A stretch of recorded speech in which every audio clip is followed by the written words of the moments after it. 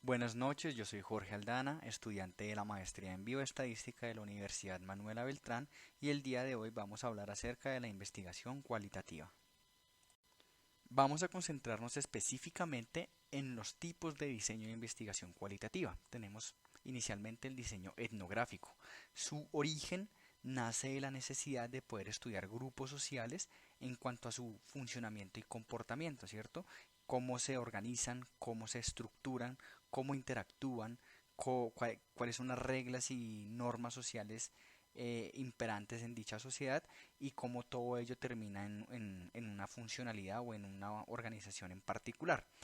Fases que destacan del proceso etnográfico está en la fase 3, por ejemplo. Las otras son comunes en general a casi todos los procesos de investigación cualitativa, pero por ejemplo el acceso al campo, la observación participante, el hacerse parte de la comunidad y poderla entender desde adentro es muy característico del enfoque etnográfico, así como el séptimo, ¿cierto? El marco interpretativo, donde los resultados o la información obtenida va a ser analizada a la luz de otros estudios similares, de otras comunidades similares y es un estudio comparativo principalmente. ¿Qué técnicas hay para la recolección de información? Bueno, está la observación participante, como ya lo señalé, las notas de campo, ¿cierto? El investigador cualitativo lleva su diario de campo acerca de todo lo que va observando y cómo va entendiendo esta comunidad que está observando. Las entrevistas a sus miembros, qué información pueden aportar histórica o actual respecto de su comunidad y sus documentos, ¿cierto? Históricos, sus libros sagrados, sus políticas, su sistema de creencias. Y el análisis es principalmente la triangulación, ¿cierto? Integrar todas las evidencias, toda la información recolectada por cada uno de los actores de esta comunidad para finalmente llegar a una descripción y una explicación de ese sistema social en el mayor detalle posible. Un diseño muy similar al anterior es el de la etnografía virtual.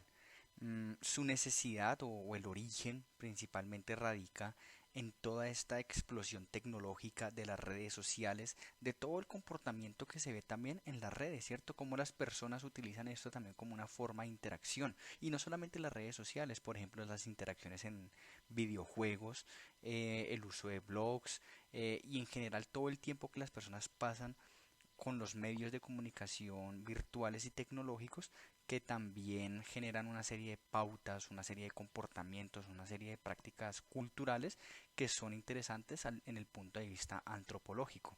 Las fases, tal cual como en el etnográfico, involucra una participación activa, ¿cierto? La persona que haga esta investigación tiene que estar metido en esas redes, ¿cierto? Tiene que interactuar con las personas, tiene que observar cómo son sus sistemas de comportamiento, cómo discuten, cómo generan reglas entre sí, cuánto tiempo gastan en estos medios. Es muy importante dentro del enfoque etnográfico virtual. Las técnicas son, por ejemplo, los cuestionarios digitales, las entrevistas en línea y, como lo mencioné, la observación participante. El análisis es idéntico al anterior, ¿cierto? Hay una triangulación, una integración de las evidencias y finalmente tiene que resultar de ello una descripción y una explicación de ese sistema social o de ese comportamiento en ese medio social observado. El diseño que corresponde a la teoría fundamentada es quizás el diseño cualitativo que más tiene una visión o un método de funcionamiento positivista, ¿cierto? Ya que pretende de alguna otra manera plantear una teoría explicativa, ¿cierto? Esto involucra obviamente la generación de hipótesis que permitan explicar un fenómeno social en su contexto natural, ¿cierto? Entonces, sus fases son un poco más rigurosas, ¿cierto? Hay una delimitación del problema y su contexto, pero el investigador también tiene que despojarse de cualquier tipo de sesgo que pueda de alguna otra manera viciar la interpretación de la información. Tiene que haber una construcción teórica muy elaborada, ¿cierto? Un marco teórico bien estructurado con una revisión exhaustiva de la literatura y de todo lo relacionado con este tema, así como finalmente una producción teórica, ¿cierto? El modelo que nos va a permitir explicar el fenómeno. ¿Qué técnicas se utilizan? Las entrevistas y los grupos de enfoque o grupos focales, mmm, principalmente a través de entrevistas semiestructuradas o estructuradas. El análisis va a conllevar una codificación abierta, o sea, vamos a dar una clasificación de las variables, vamos a establecer ciertas categorías, vamos a definir ciertos eventos correlacionados o quizás que tienen una relación fuerte o causal que finalmente nos permita dar una explicación del fenómeno, de cómo funciona, cómo opera, cuáles son los antecedentes y los consecuentes que están involucrados. Quizás uno de los diseños más interesantes es el de la investigación-acción. ¿Por qué? Porque su origen radica en la necesidad que se vieron en ciertas comunidades de poder dar solución a problemáticas que estaban padeciendo, ¿cierto? O sea, tienen alguna dificultad, ya sea social, algún tipo de violencia, algún tipo de comportamiento social que quizás deba estudiarse y deba procurar prevenirse.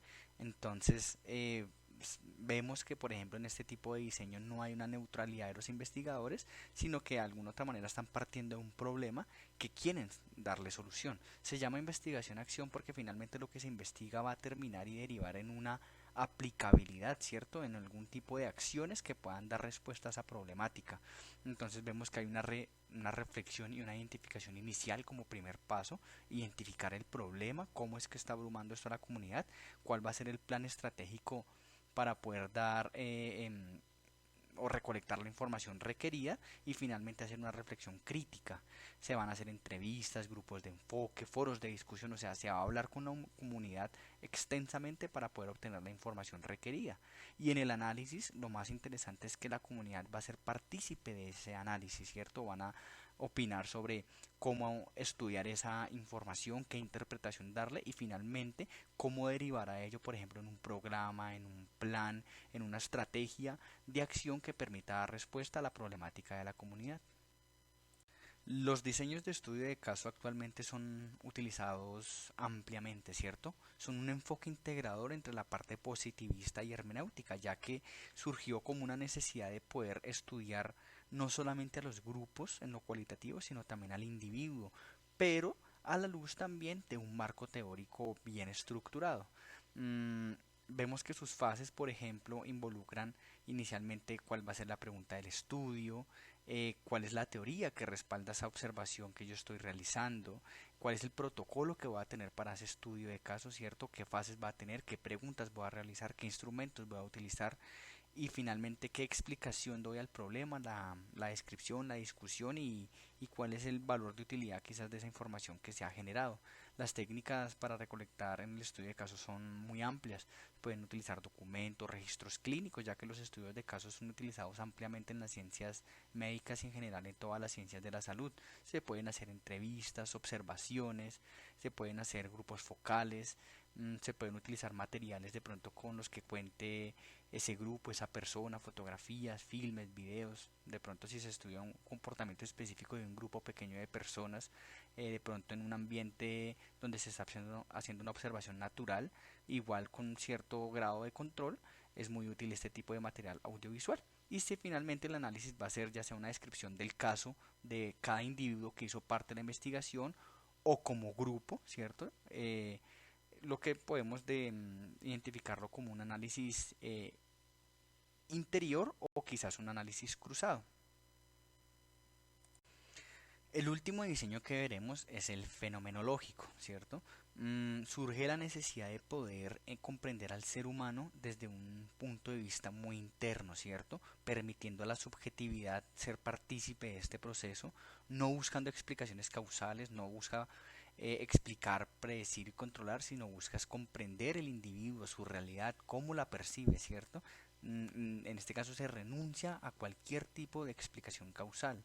Vemos que tiene varias fases, la fase descriptiva donde de alguna otra manera la información se recolectará por medio, quizás no son muchas técnicas, pero son técnicas que se abordan en gran profundidad, ¿cierto? O sea, no es una observación cualquiera, no es una entrevista cualquiera, ni grupos de enfoque cualquiera, sino que se va a profundizar de una manera ardua, ¿cierto? Haciendo todas las preguntas que sean necesarias para llegar como tal a comprender el fenómeno en su totalidad, ¿cierto? De una manera holística, ¿cierto? Entender como el universo que hay dentro de este individuo.